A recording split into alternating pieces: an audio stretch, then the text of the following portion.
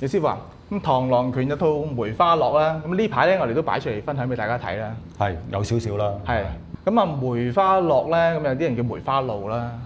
有啲人就係會叫梅花露嘅，係。點解有時用落，有時用露咧？咁啊，其一可能係北方嘅方言，落同露係近音啦。其二咧，可能想表達就係個路數，即係梅花拳嘅路數。問題就嚟啦，咁梅花拳喺我哋螳螂拳系裏邊有幾套嘅喎。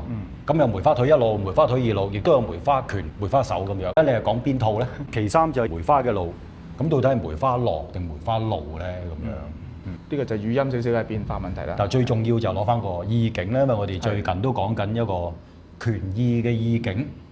啱啱就上次我哋都講咗意拳啦。係。咁啊帶出一樣嘢，最重要我哋揾到個拳意。係講到拳意問題咧，有樣嘢好得意啦。我頭先講到梅花啊嘛，就梅花咧，我哋中國好普遍啦，成日講四君子之一啦，係咪？冇錯。咁啊梅蘭菊竹，咁亦都有講歲寒三友喎，亦都有梅花嘅喎。係啦，松竹梅咁樣。咁但係點解又好少攞其他？我哋南方北方咧都會用梅花嚟做一啲拳名嘅喎。呢個好有趣喎。除咗佢嘅特性啦，逆境自強啦。係冇錯。咁同埋一樣嘢嘅梅花咧，就係講一葦多花，五反梅花，係，即係呢啲全部都係有關嘅喎，即係講連手，即係好似咩咁啊？好似梅花咁咯，即係除咗你個人咁啊，仲有一樣嘢就係嗰個技法，就好似梅花咁樣啦。係，即係如果本身你對梅花冇認識咧，練起上嚟其實都爭啲嘅喎。所以佢有冇錯，你都可以咁講嘅。咁到底佢想表現梅花啲咩嘅意境咧？係咁譬如我哋南方都有嘅喎，我哋洪拳都有啦，係一套十字梅花拳。蔡李佛嘅有小梅花啦，梅花八卦啦，鷹爪翻子有梅花拳啦。咁啊，我哋喺詠春咧，三拜佛手入邊咧，就有一段梅花拳同埋梅花掌嘅喎。我打俾你睇，因為好簡單嘅啫。好，睇下有咩關係先同梅花。打完。咁呢度係其中一部分，係喺三拜佛入邊嘅。咁呢個就係拳嘅咁樣，就梅花拳，中心一拳。嗱，呢度係咪啱啱五下？係啱啱五下為一組喎，同個花瓣數目一樣喎。係啦。咁啊，所以呢個佢又叫梅花嘅噃。咁啊，另外我哋洪拳啦，頭先提及到就有十字梅花拳啦。另外仲有嘅噃，我哋洪拳有三掌。係。咁啊有梅花掌、穿心掌，即係箭掌，即係支箭個箭。有啲人就寫戰鬥個戰。係。咁啊，仲有一套就叫做蝴蝶掌。咁啊，所以又稱洪拳嘅洪家三掌。你咁講到梅花掌同頭先詠春嘅會唔會都係有五下嘅咧？五下為一組咧？呢啲就唔同喎，呢啲佢成套拳係梅花喎。哦，即係成套出一個意境喎。係成套一個意境喎。係。嗱，我哋洪拳咧，呢個係老洪拳喎。我哋有梅花掌。咁有一套咧係相當之高級嘅拳路。咁我諗而家都比較少人認識㗎啦。係。咁啊，而我哋螳螂派咧，啱啱你提到螳螂啊嘛。係。亦都有一套梅花掌嘅。又係屬於高級嘅拳路嚟嘅噃。咁但係當然啦，就唔同風格啦。係。咁呢啲咁嘅拳路咧，同梅花除咗五反之外，咁啊仲有會唔會同啲君子啊，又或者係內寒嗰啲有關咧？除咗攞咗梅花呢個，啱啱你講到就係嗰個意念啦，仲有啲咩意念啦？係。咁啊講翻梅花落咯喎。好啊。咁梅花落嘅意念係咩咧？梅花落嘅意念咧就係講梅花落嘅勢。梅花落嘅勢係點樣咧？係咯，即係點咧先？即係講下先知。即係嗱，梅花落嘅勢咧就係花瓣遍佈。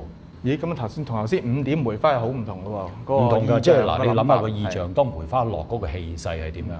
即係漫天都係啦，花瓣。好似好磅礴咁樣。係冇錯。咁就花瓣遍地遍散，周圍花瓣四散，花瓣四散啦。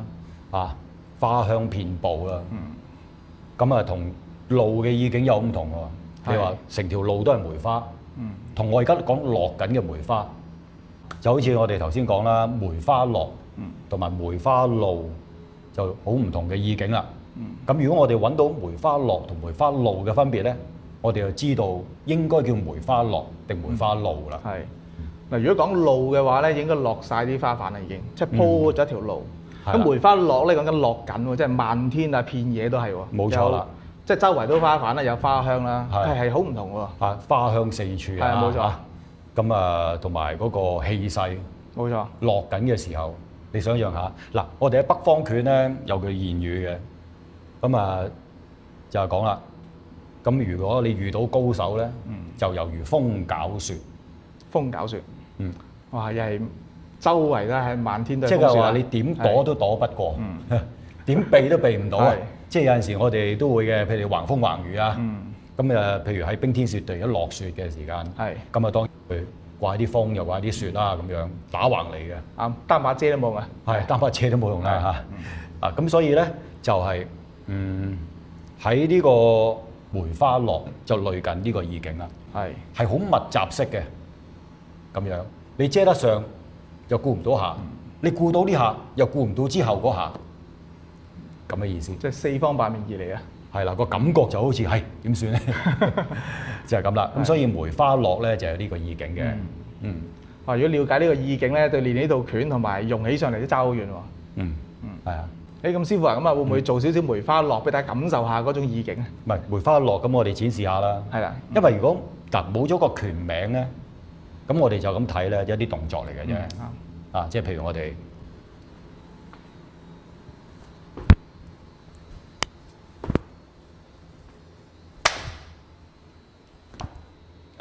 咁樣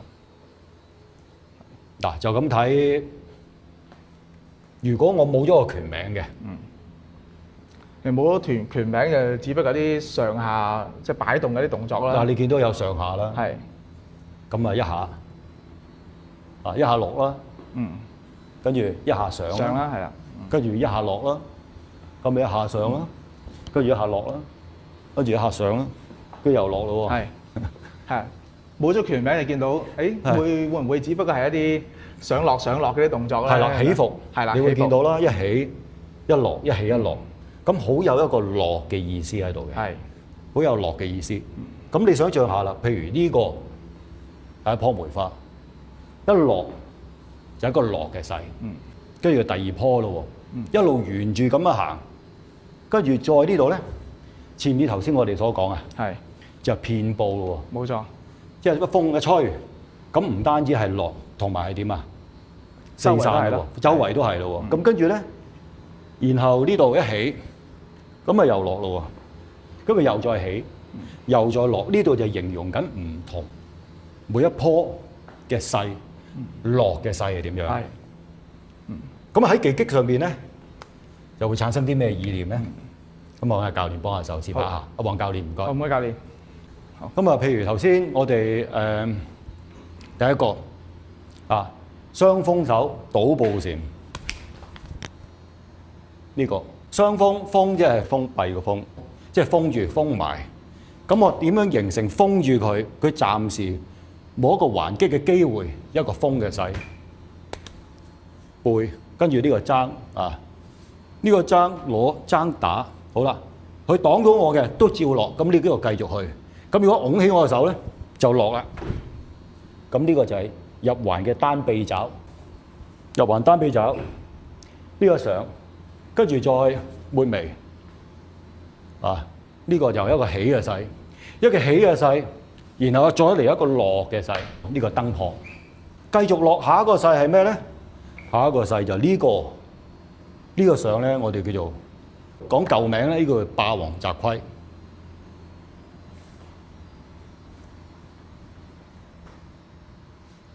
呢個擒法錯嘴巴，呢個舊名。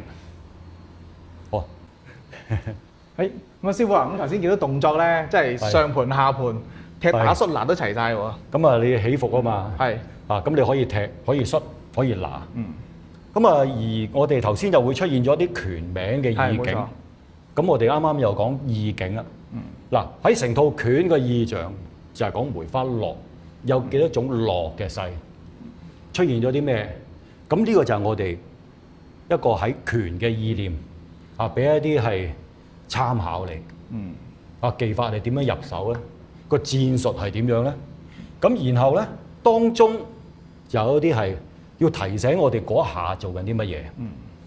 譬如咩叫做封手，然後就單臂爪。